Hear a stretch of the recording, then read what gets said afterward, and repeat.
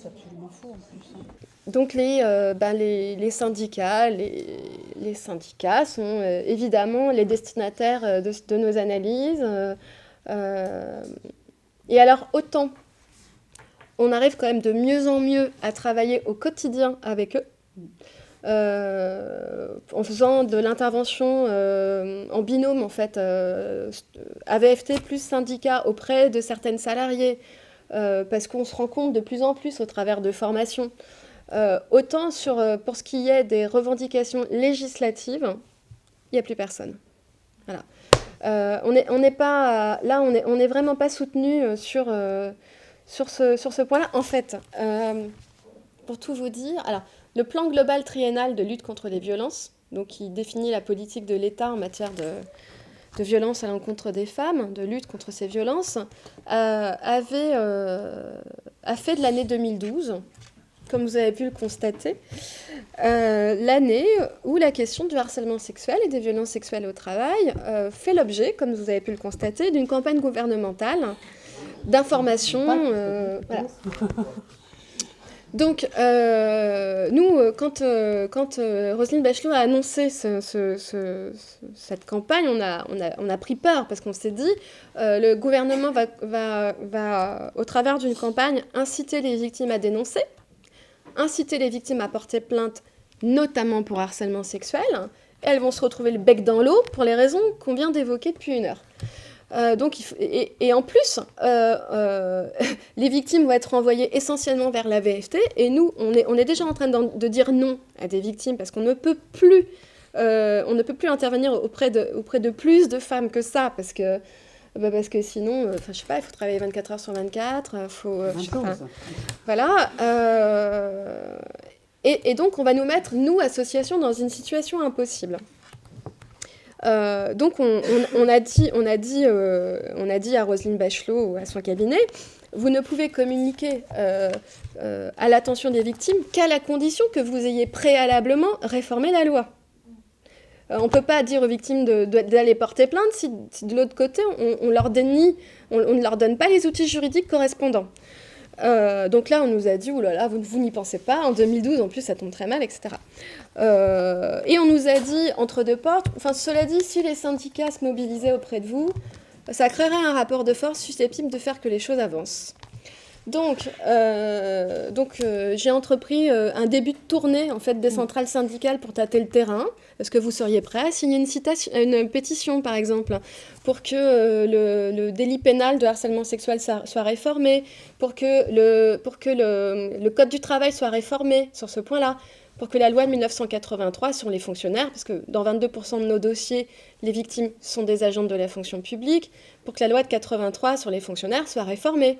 Et là, donc on m'a dit nous a dit, de façon plus ou moins claire, de façon plus ou moins ouverte, de façon plus ou moins comme ça, que c'était peut-être pas une priorité, que les syndicats agissaient en prévention dans les entreprises. Donc le délit pénal n'était pas leur problème, parce que le délit pénal, c'est quand les faits ont eu lieu et que les victimes portent plainte et qu'eux, ils se situent en amont de ça. Et donc il faut leur donner des outils juridiques en amont de la plainte pénale, et que donc c'était pas une priorité, et qu'après tout, c'est ce que disent les partis politiques également, et on pourra y revenir, il faudrait commencer par une bonne loi sur l'égalité salariale, et que miraculeusement, ça mettrait fin au harcèlement sexuel. Enfin, voilà. Une bonne loi sur l'égalité professionnelle, et pof, plus de harcèlement sexuel.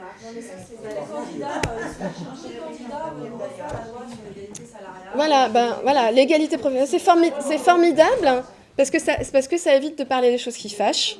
Bientôt, on va nous créer un ministère à l'égalité salariale. C'est exactement ça. Donc, alors, nous avons un dossier, sans doute pas en nombre suffisant, mais dans lequel vous avez donc le communiqué de presse. Alors, on vous a fait des photocopies du Code pénal 2012. Parce que le Conseil constitutionnel, s'il veut voir si Gérard Ducré il a tort ou il a raison, il suffit qu'il ouvre son Code pénal. Parce que vous savez, dans le Code pénal, vous avez la définition, puis en dessous, il y a la jurisprudence. Et donc, c'est pas la peine d'aller très loin. Le fait pour un professeur d'art dramatique, non, c'est pas celui-là. Ainsi, ne caractérise pas un chantage à l'emploi, imputable au prévenu, les gestes posés par lui, tentative d'embrassade, attouchement sur le cou, qui n'aurait été supporté par la victime que sous l'effet de la contrainte liée à sa dépendance économique. Alors qu'il est particulièrement difficile de trouver un stage d'apprentissage, le délit de harcèlement sexuel n'est pas caractérisé. Le PDG ne se rend pas coupable de harcèlement sexuel envers une salariée en lui manifestant des sentiments amoureux à l'aide de lettres et de poèmes, sans pour autant abuser de son autorité, dès lors que ces poèmes et ces lettres ne traduisent que l'émoi de sentimental de son auteur, sans contenir aucun terme indécent ou obscène dépassant la simple expression d'une passion amoureuse, etc. Cet arrêt, on le connaît, on était partie civile. C'était pas du tout ça l'histoire. C'était pas du tout l'histoire d'une passion amoureuse. Quoi d'autre ?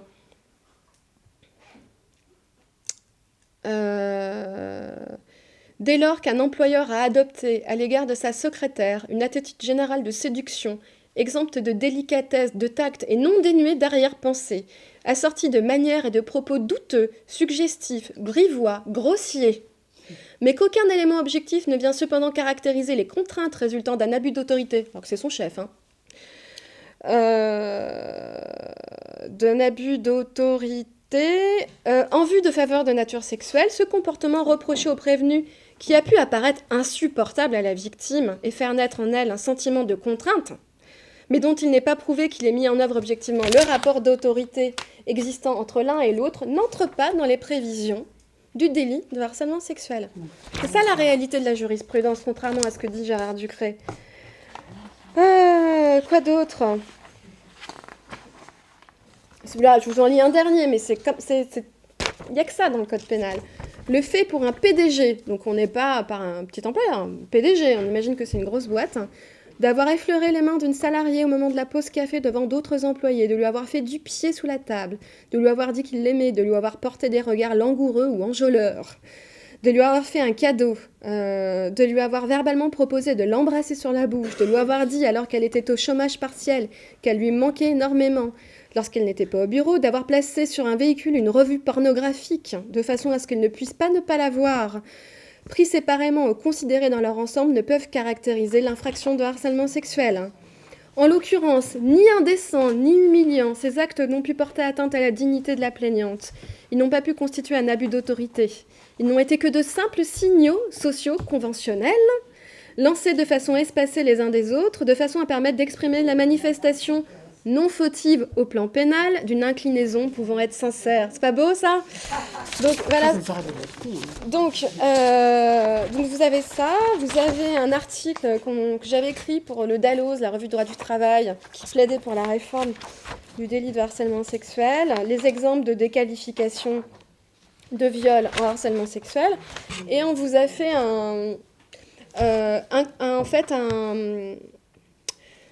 un copier-coller parce que la VFT a écrit à tous les candidats à la présidentielle pour leur demander ce qu'ils comptaient faire pour le harcèlement sexuel. Et évidemment, leur réponse dans le contexte judiciaire actuel est particulièrement importante.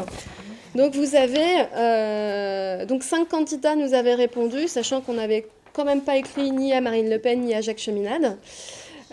Donc Eva Joly, François Hollande et Jean-Luc Mélenchon nous ont répondu. Donc vous avez dans le dossier qu'on va vous remettre leur réponse, donc je vous la fais en rapide. Donc Eva Joly, toute magistrate qu'elle est, alors parle d'une loi cadre, mais sans parler de harcèlement sexuel, alors que c'était bien la question qui lui était posée, et puis ensuite parle de prévention, de campagne d'information au sein des entreprises, tout ce qui est nature justement à satisfaire les revendications syndicales, mais pas une partie des nôtres. Vous avez la réponse de François Hollande, qui est intéressante parce qu'au moment où il répond, il est au courant qu'il y a une QPC. Donc on voit bien qu'autour de lui, il y a des personnes qui travaillent, qui s'informent. Mais enfin, concernant le harcèlement sexuel, je veux souligner le chemin parcouru depuis 1992. Donc là, on n'est pas vraiment d'accord avec lui, puisque lui, il dit que le chemin parcouru a été formidable, alors que toute la réalité montre le contraire. Et il conclut en disant « Une réflexion devrait être lancée sur l'harmonisation des définitions du harcèlement sexuel prévues dans le Code du travail, dans le Code pénal. Voilà. Une réflexion devrait être lancée, ce qui nous, évidemment, nous énerve un peu, parce que la réflexion, elle est déjà toute menée, et que maintenant, il faut juste réformer la loi. Et alors, seule la proposition du Front de gauche en est vraiment une, puisque une des propositions, c'est le changement dans le Code pénal et le Code du travail de la définition du harcèlement sexuel. Donc là, on a dépassé le stade de la réflexion, s'appuyant sur celle de l'Union européenne. Et donc, il reprend une partie de la définition communautaire, un comportement non désiré à connotation sexuelle, etc. Voilà, ce n'est pas un appel au vote, hein, l'association étant une association non partisane politiquement, mais vous en faites ce que vous voulez.